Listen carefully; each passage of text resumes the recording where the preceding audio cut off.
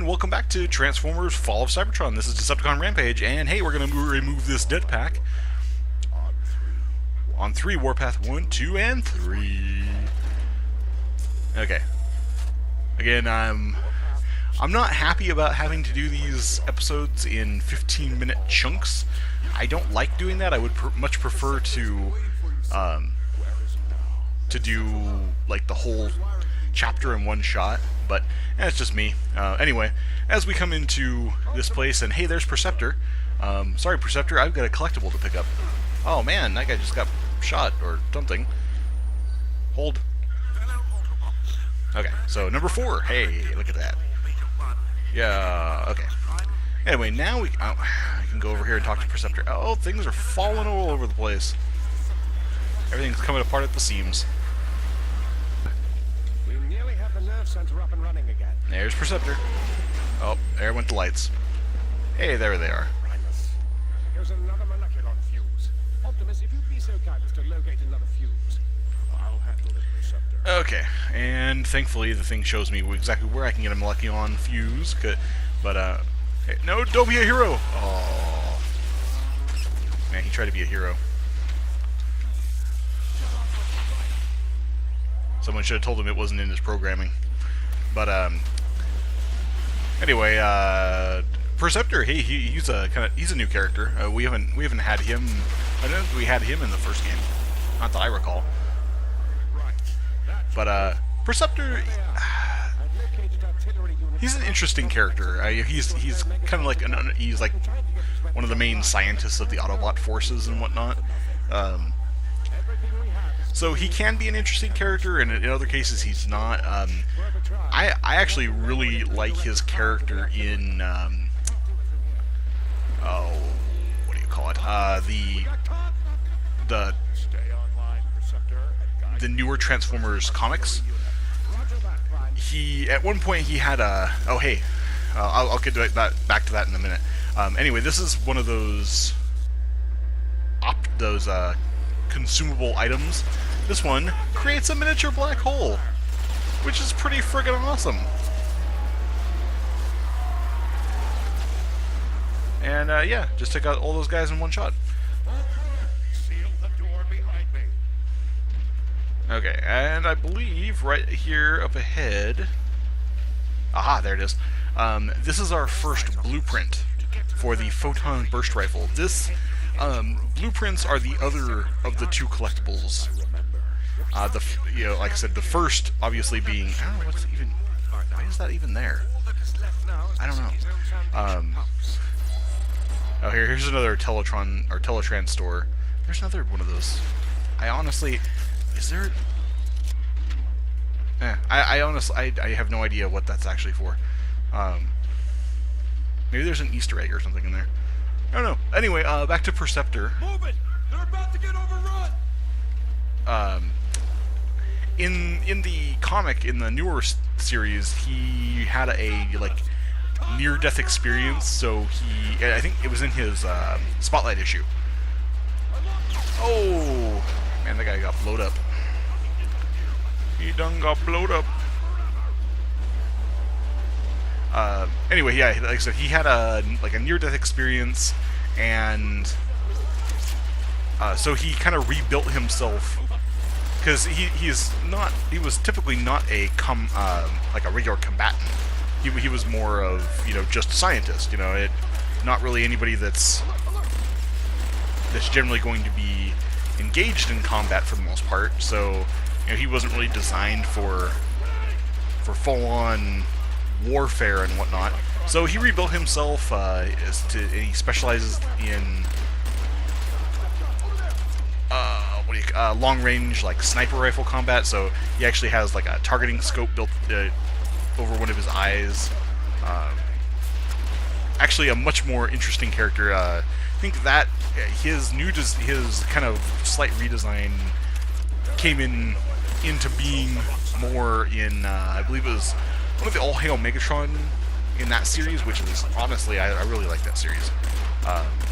There's a couple elements of it I'm not a big fan of, but overall, yeah, really good. But anyway, I got photon burst rifle here. I actually like the way the scope works on it now. It's actually pretty cool.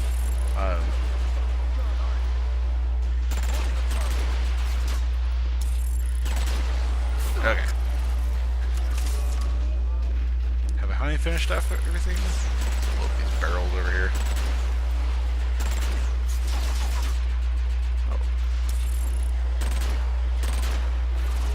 Oh, really? Okay, give me my fucking path blaster.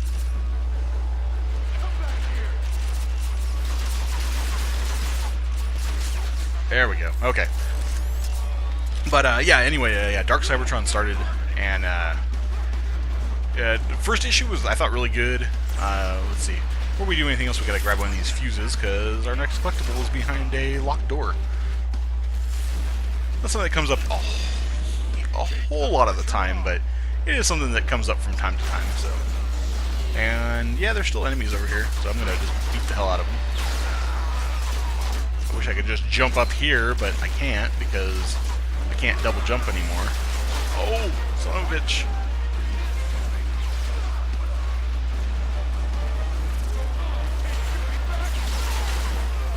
I hate that it takes more than one hit now.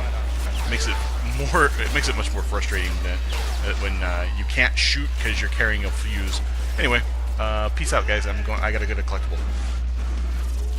So yeah, just come around the side here, and down here, here's a fuse thingy. So put the fuse in, and it will unlock the door over here. And then we can go ahead and go in here. Get some more Energon shards. There's a Teletrans store. You know, actually, since I'm here... Oh, whoops, this is not what I wanted. Sure, we'll just go ahead and pick that up. This is not what... These were actually... These are something new. These will actually give you weapons or extra extra stuff. And there's also an achievement for unlocking 15 of them. I didn't want to unlock that. I thought it was a Teletrans store.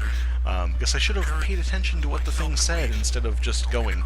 Anyway, I think everything is probably dead. Let's,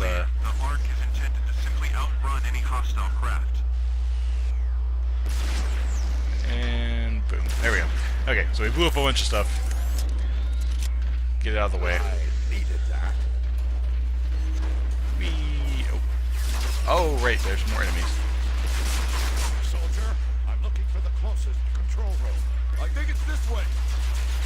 Around here somewhere. Decepticons in proximity.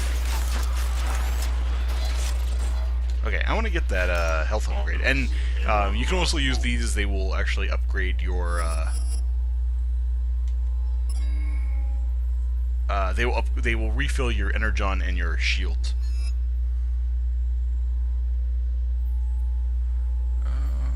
Oh, and then this one actually gives you where every time that you come to one of the, every time you access a store, it also refills your ammo, which, that was what the other thing was, yeah. I can't get up there because I can't jump.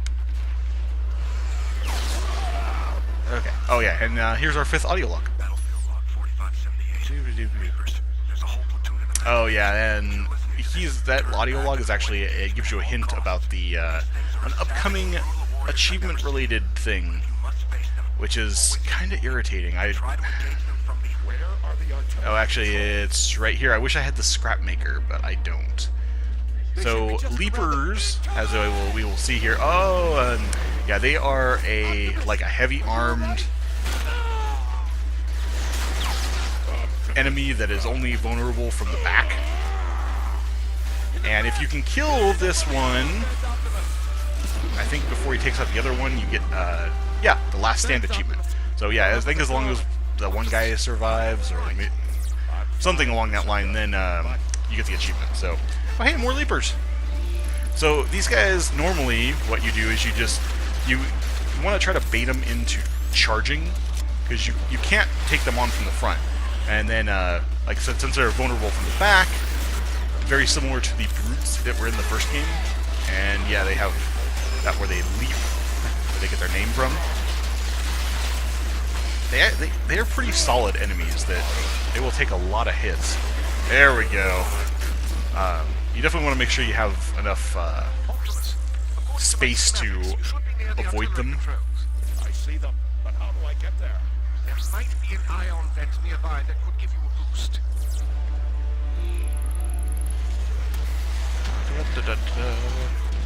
Gotta go put the fuse in the machine. I think if you come over here, it'll tell you, oh, you need a molecular fuse, but I already got one. Because I'm all on top of things. And then we'll come up here, and oh, hey. Yeah, anyway, if I hadn't mentioned it previously, these boxes have energon shards, which are which are the currency, which is what you use to upgrade all your weapons and stuff. And you also get those from I don't want a scatter blaster. I'm cool with my path blaster. And more levers, which is fun because yeah.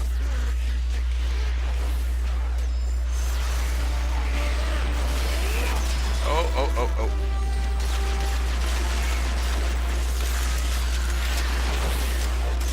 Ow. Again, I mentioned about the, making sure you have enough space. Because you want to be able to, especially when they start jumping around. Where'd the other one go? Oh, there he is.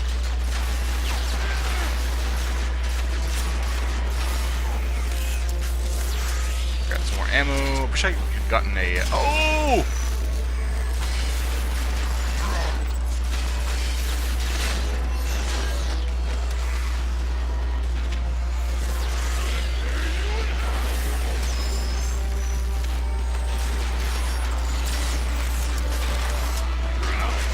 Yeah, there we go.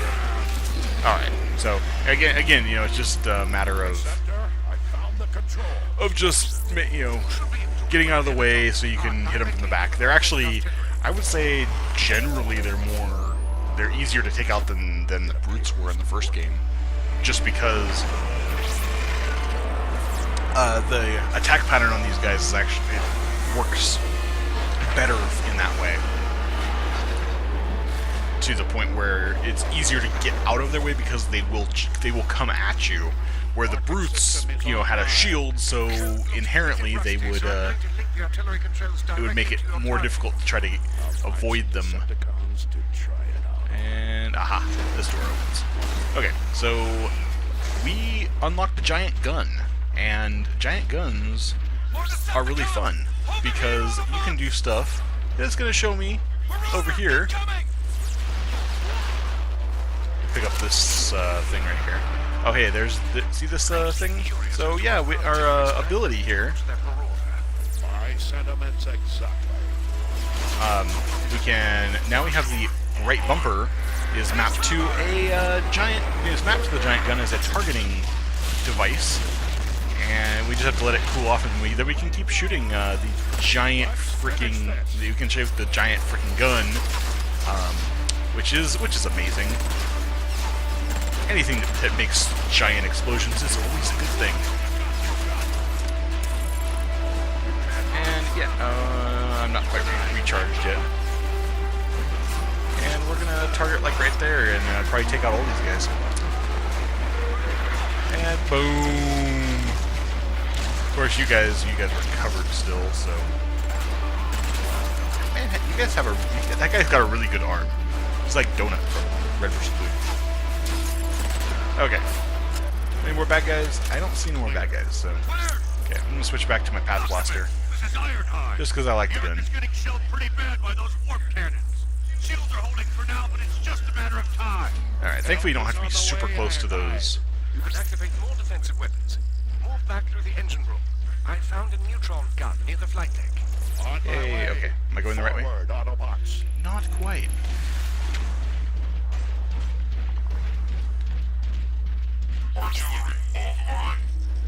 Okay, well, let's see. Okay, we're pretty much at time at this point, so I'm going to go ahead and call the episode there, because we're about at 15 minutes again. So this has been Decepticon Rampage, and thanks for joining me for episode 3 of Let's Play Transformers Fall of Cybertron. Catch you on the next one, guys.